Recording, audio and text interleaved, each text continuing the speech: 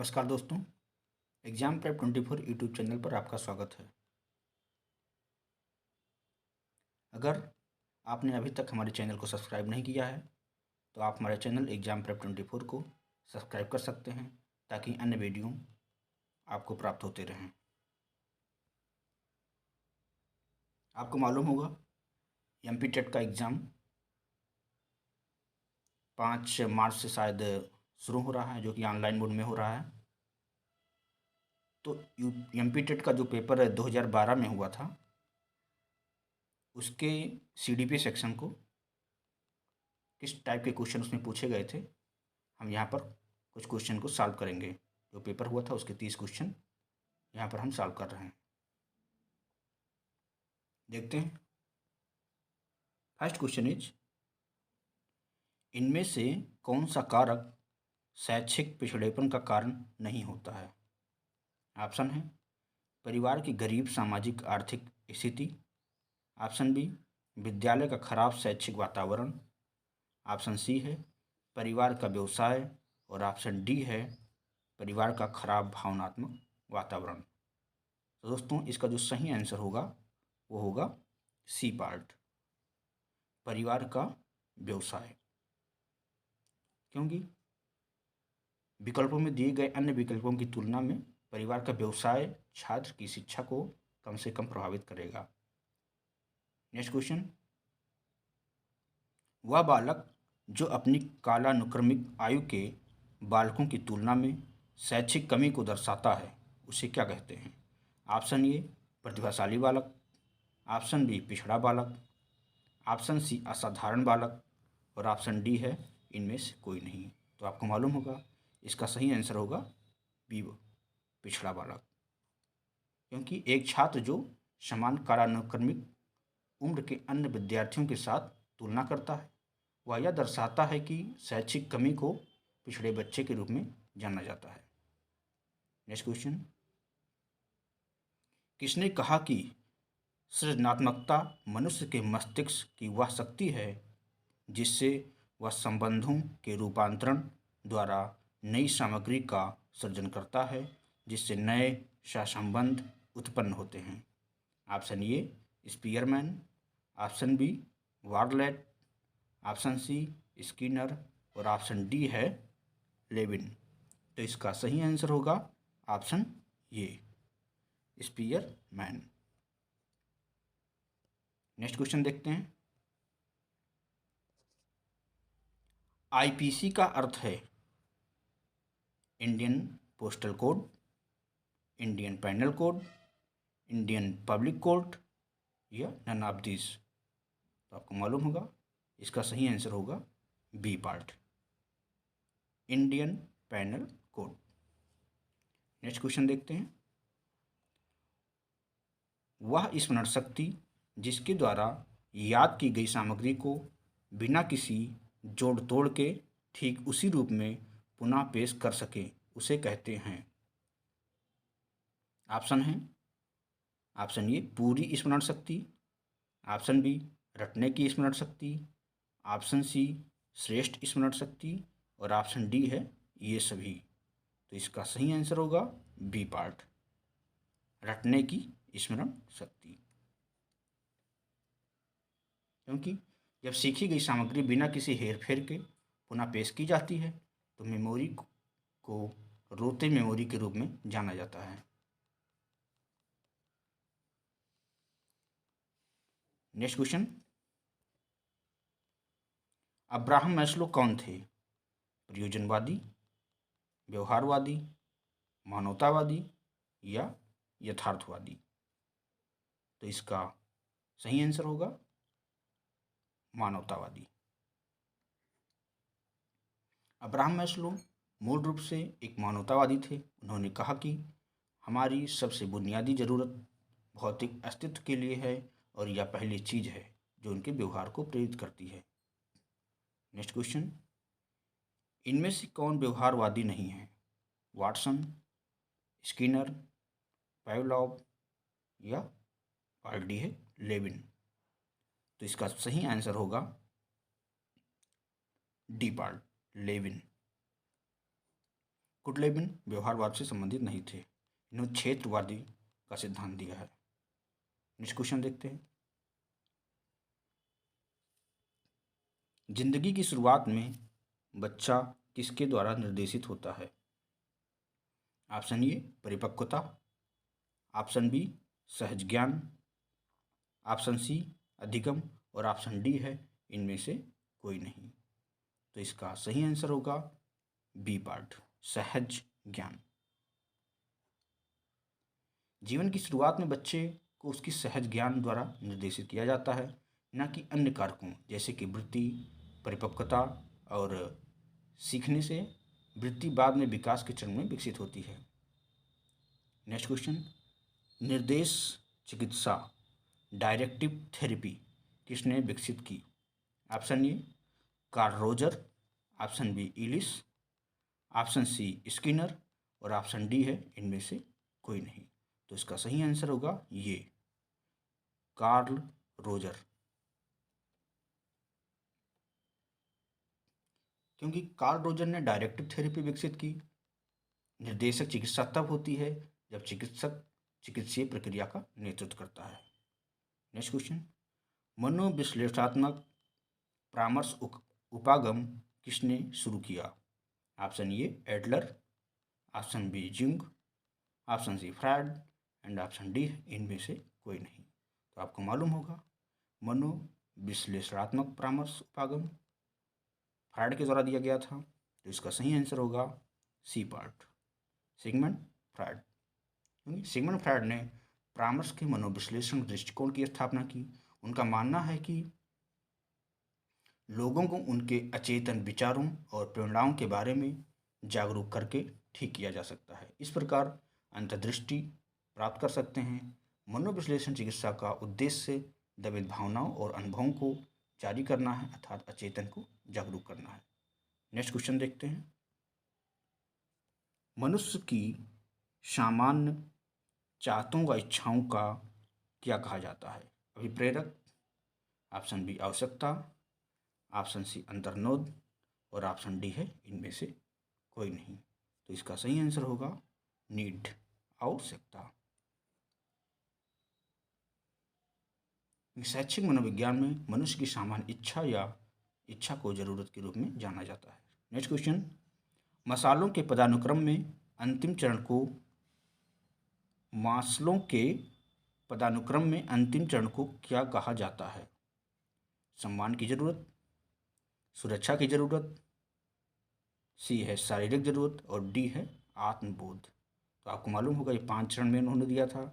तो इसमें पूछा है मसालों के पदानुक्रम में अंतिम चरण को क्या कहा जाता है? तो इसका सही आंसर होगा डी पार्ट, आत्मबोध। मास्लो द्वारा दी गई पदानुक्रमों की जरूरत का पहला चरण शारीरिक आवश्यकताएं हैं, जिनमें हवा, पानी, आश्रय की नींद आदि हैं। जबकि मास्लो द्वारा दी गई जरूरतों के पदानुक्रम में अंतिम चरण स्वप्राप्ति है, जो एक बनने की इच्छा है। नेक्स्ट क्वेश्चन, वह प्रक्रिया जिसमें व्यक्ति को उसके स्वयं के प्रयासों के द्वारा अपनी क्षमताओं को पहचानता है, वह उनको विकसित करता है ताकि वह वातावरण में समायोजित हो सके। ऑप्शन ए मार्गदर्शन, ऑप्शन बी परामर्श, ऑप्शन सी अभिप्रेरणा और ऑप्शन डी है नन ऑफ दीज। तो इसका सही आंसर होगा अभिप्रेरणा।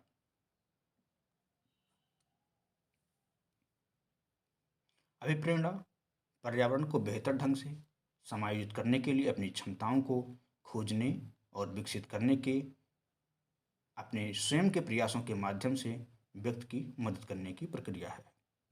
नेक्स्ट क्वेश्चन देखते हैं।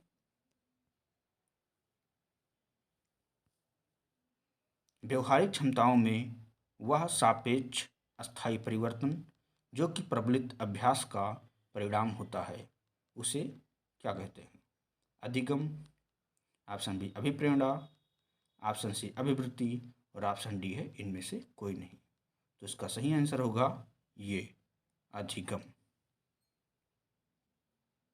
सीखना व्यवहारिक क्षमता में अपेक्षाकृत अस्थायी परिवर्तन है जो प्रबलित अभ्यास के परिणाम स्वरूप होता है। नेक्स्ट क्वेश्चन, सिफेलो कोडल प्रवृत्तियों के अनुसार विकास का अग्रसरण कैसे होता है? ये काफ़ी इंपॉर्टेंट क्वेश्चन है, कई बार एग्जाम में पूछा जाता है। सिर से पैर की ओर, पास से दूर के अंगों में, पैर से सिर की ओर, या दूर से पास के अंगों में। तो इसका सही आंसर होगा ये पार्ट, सिर से पैर की ओर।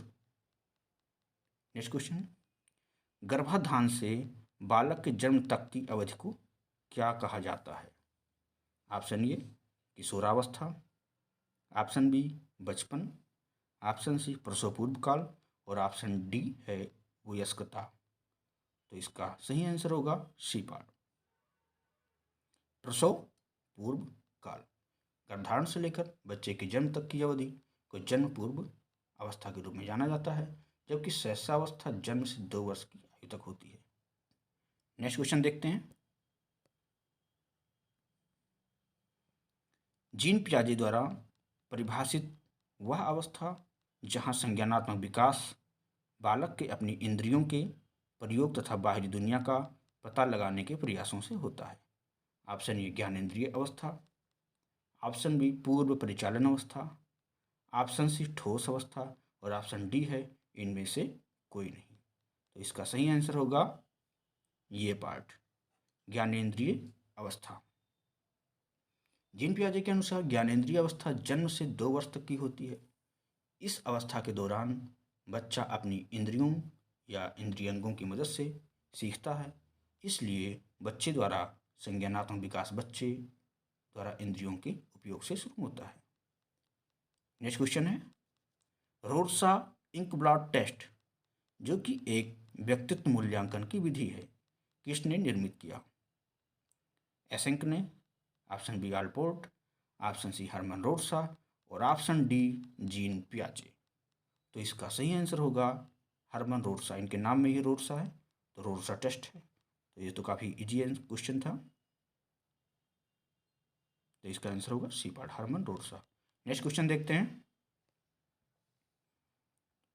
बुद्धि से है बहुकारक बुद्धि के प्रतिपादक कौन थे? ऑप्शन ए जीन पियाजे, option B Binet, option C Howard, और ऑप्शन डी इनमें से कोई नहीं। तो इसका सही आंसर होगा सी पार्ट, हावर्ड। बहुकारक बुद्धि का सिद्धांत 1983 में हावर्ड गार्डनर द्वारा दिया गया था, जिसमें उन्होंने विभिन्न प्रकार की बुद्धि की जानकारी पर जोर दिया था। उनके अनुसार बुद्धि 8 प्रकार की होती है। नेक्स्ट क्वेश्चन, वह मनोविज्ञान जिसने कहा कि बुद्धि वह क्षमता है जो हमें अपने वातावरण में समायोजित करना सिखाती है, कौन था? जीन पियाजे, बी थॉर्नडाइक, सी टर्मन, और डी है बिने। तो इसका सही आंसर होगा ये पार्ट, जीन पियाजे। जीन पियाजे के अनुसार बुद्धिमत्ता किसी के परिवेश के अनुकूल होने की क्षमता है जो व्यक्ति अपने परिवेश में समायोजित कर सकता है और पर्यावरण के साथ प्रभावी ढंग। नेक्स्ट क्वेश्चन है, थॉर्नडाइक का सिद्धांत निम्न में से कौन सी श्रेणी में आता है? ऑप्शन ए व्यवहारात्मक सिद्धांत, ऑप्शन बी संज्ञानात्मक सिद्धांत, ऑप्शन सी मनोविश्लेषणात्मक सिद्धांत, और ऑप्शन डी है नन ऑफ दिस। तो ये काफ़ी इजी क्वेश्चन था, इसका आंसर होगा ये पार्ट, व्यवहारात्मक सिद्धांत। आपको मालूम होगा थॉर्नडाइक ने SR फ्रेमवर्क यानी प्रोत्साहन और प्रतिक्रिया का प्रस्ताव किया, जो बताता है कि उत्तेजना किसी व्यक्ति की प्रतिक्रिया से पहले होती है। उनके अनुसार सीखना उत्तेजनाओं और प्रतिक्रियाओं के बीच संबंध बनाने का परिणाम है। इसके अलावा उन्होंने प्राथमिक तथा प्राइमरी तथा सेकेंडरी 2 प्रकार के रूल दिए हैं।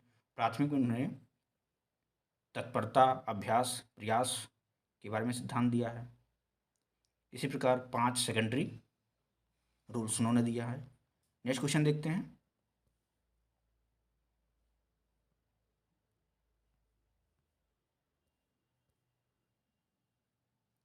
शिशु का सामाजिक विकास किसके ऊपर निर्भर करता है? दूसरों से बातचीत करने के अवसर पर, बच्चों को दिखाया गया प्यार व स्नेह पर, वह सीमा जहाँ तक बालक दूसरों का ध्यान आकर्षित करने में सक्षम हो, या डी ये सभी। तो इसका सही आंसर होगा डी पार्ट, ये सभी हैं।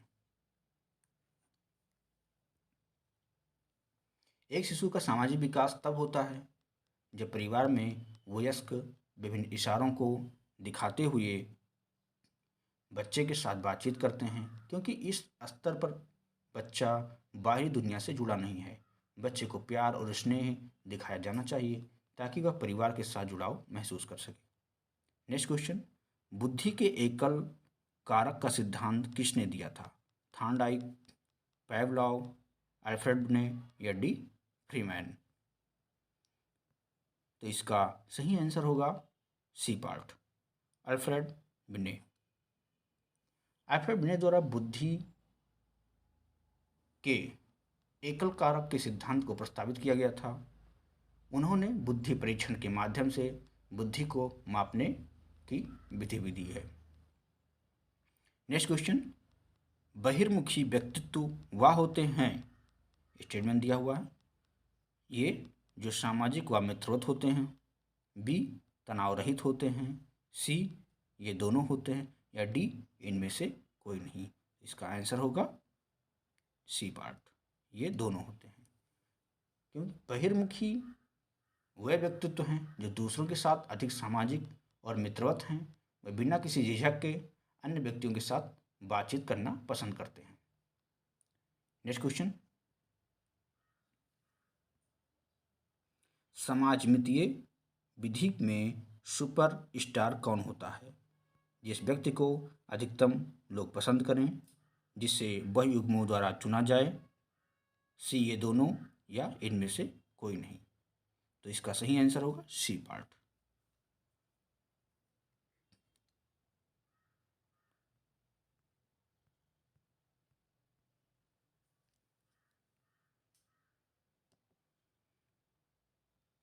इसका आंसर होगा सी पार्ट, ये दोनों। नेक्स्ट क्वेश्चन, यंग द्वारा सर्वप्रथम व्यक्तित्व के आकलन के लिए शब्द संघ परीक्षण कब बनाया गया? ये 1912, बी 1922, सी 1848, या डी 1910। तो इसका सही आंसर होगा ये पार्ट, सन 1912 में। व्यक्तित्व के आकलन के लिए संघ परीक्षण कार्ल गुस्ताव जंग ने अपने करियर की शुरुआती चरणों में दिया था, जिसका उपयोग किसी व्यक्ति के व्यक्तित्व का आकलन करने के लिए किया जाता है। नेक्स्ट क्वेश्चन, लास्ट क्वेश्चन है, व्यक्ति में वह विभिन्नताएं जिससे वह कद, वजन, त्वचा का रंग, आँखों व बालों का रंग, पैर आदि से दूसरे से अलग होते हैं। भावनात्मक भेद, शारीरिक भेद, मानसिक भेद, या डी इनमें से कोई नहीं। तो इसका सही आंसर होगा बी पार्ट, शारीरिक भेद, क्योंकि यहाँ पर भेद की बात हुई शारीरिक अंगों के, वजन में त्वचा, आँखों व बालों का, तो इनका संबंध शरीर से होता है, तो ये शारीरिक भेद होंगे।